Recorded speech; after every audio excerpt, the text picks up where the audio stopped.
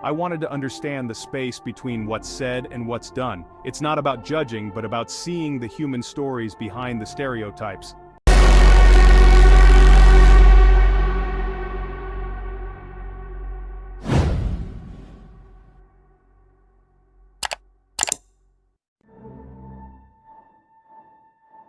Is Uzbekistan the most sinful country on earth? It's a bold, almost absurd question. At first glance you see order-clean avenues, ancient domes, the scent of bread and grilled meat. People are reserved, proud, and speak of a history stretching back millennia. On the surface it's a place of tradition, far from chaos or vice. But look closer, listen in the tea houses, watch the subtle exchanges. Uzbekistan stands at a crossroads. Muslim by faith, Soviet by history, caught between religious rules and secular habits. Here, sin is complicated. What's a transgression to an outsider might be a survival tactic or a cultural norm. Is vodka at a wedding a sin or hospitality? Is a bribe just how things get done? These aren't simple questions. They're woven into the fabric of daily life.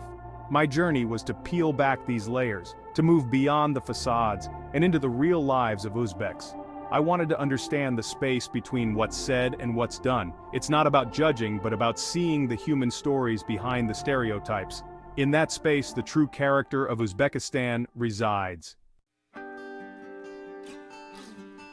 In Uzbekistan, hospitality is sacred. A guest is royalty. I was welcomed into a village home near Khiva. Before I could speak, a tablecloth was spread and piled with bread, fruit, sweets, and plov. Refusing is unthinkable. Generosity is almost aggressive. This tradition is rooted in the Silk Road, where offering shelter was survival. Hosts give the best seat, the choicest food, and insist you eat more than you can. It's a performance of respect, a moral code in the culture's DNA. But this virtue has a cost. Families go into debt to host weddings, pressured to display generosity. The obligation can be a burden, a golden thread that sometimes feels like a chain. And there's an unspoken expectation. Overwhelming hospitality creates a sense of debt in the guest. It's not a direct transaction, but favors, good words, or connections are often expected in return. This subtle economy of goodwill blurs the line between pure kindness and strategic relationship building. It's not corruption, but a nuanced dance of give and take. Even the purest traditions have their complexities. In Uzbekistan, generosity is both a virtue and a social contract. The line between selfless giving and social obligation is never quite clear. Samarkand dazzles with its beauty and history, but beneath the surface, life is more complicated. By day, the city feels like a museum. By night, a different rhythm emerges. In back alleys and neighborhoods, you find the small, everyday sins of humanity. Men gamble over cards, teens sneak cigarettes, and gossip flows as freely as tea. These aren't grand transgressions, but deviations from the country's conservative image. I met Rustam, a devout taxi driver who overcharges tourists. Allah is merciful, he says. My children need shoes. For many, faith and pragmatism coexist. Bending the rules is survival, not hypocrisy. Women in modest dress gossip with the same energy as anyone, and business deals skirt the law after evening prayers. The sacred and the practical live side by side. The sins of Samarkand aren't signs of corruption, but of humanity. People balancing belief with reality. No society is a monolith. In Uzbekistan, the pious and the pragmatic are often the same person. Life here is about compromise, not perfection. The real story is in the messy, human middle ground. The bazaar is Uzbekistan's beating heart, chaotic, vibrant, and alive. It's more than a market, it's a center of community and commerce. But beneath the noise, the bazaar is also a microcosm of the informal economy. Rules are flexible, prices are negotiable, and almost anything is available if you know who to ask. Counterfeit goods, black market exchanges, and small hustles happen in plain sight. I watched a student sell forged tour tickets, not out of malice, but to pay for textbooks. This is petty corruption, born of necessity and opportunity. For many, it's not even seen as corruption, it's just how you get by. The informal economy provides livelihoods and fosters community, but it also undermines the rule of law.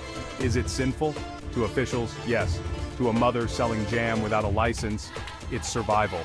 The bazaar captures the tension between law and life, official rules and unwritten codes. Here, the hustle is a way of life.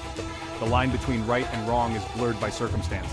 In Uzbekistan, survival often means bending the rules. The bazaar is where necessity and morality collide. It's the pulse of a nation navigating its own gray areas. One surprise in Uzbekistan is the prevalence of alcohol, especially vodka. Despite being a Muslim-majority country, vodka is central to celebrations, weddings, birthdays, any gathering. Toasts are elaborate, and refusing a drink is almost an insult. This is a Soviet legacy. Decades of Russian influence made drinking a social ritual. After independence, Islam resurged, but Soviet habits remained. Many see no conflict between faith and a celebratory drink. At a Fergana Valley wedding, a devout father led vodka toasts. Allah sees the heart, he told me. This is our way to share joy. For him, drinking was cultural, not religious. But younger, more devout Uzbeks see alcohol as a sin and a relic of colonialism. This generational divide creates tension. Elders see youth as rigid, youth see elders as compromising. Vodka has become a symbol of the struggle between tradition, history, and evolving faith. The debate over alcohol is really about identity. In Uzbekistan, even a simple toast can be a battleground for the soul. In Uzbekistan, marriage is the union of families, not just individuals. Arranged marriages, or those shaped by family approval, are common, especially outside the capital. The process is formal, with families assessing character and background. This puts immense pressure on young people, especially women whose honor is paramount. Dating is rare and secretive. A single rumor can ruin a woman's prospects.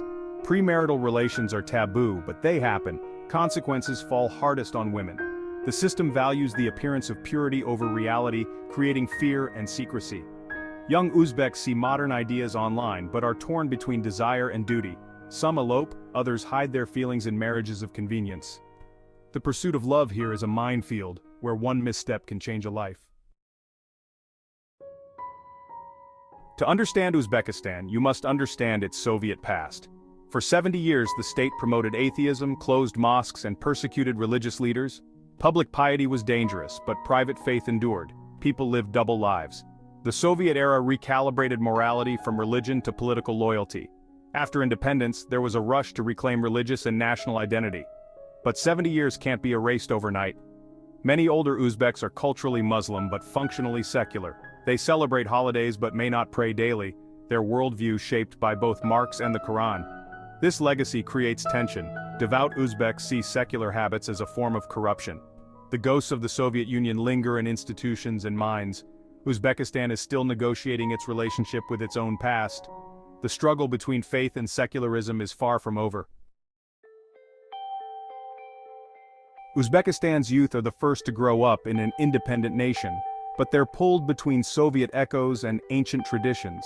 They're the most connected generation, exposed to global ideas through the internet. At home, they're expected to follow tradition. Online, they see freedom and self-expression. Navigating these worlds is a constant balancing act. Acts of self-expression, like a selfie or an unconventional career, can be seen as disrespectful. The generation gap is amplified by rapid change. The future of Uzbekistan hinges on this struggle. Embrace openness or retreat to tradition. The youth are on the front lines of this negotiation. One student told me, "I love my country and traditions, but I want to be myself. Is that a sin?" Her question hangs over her generation.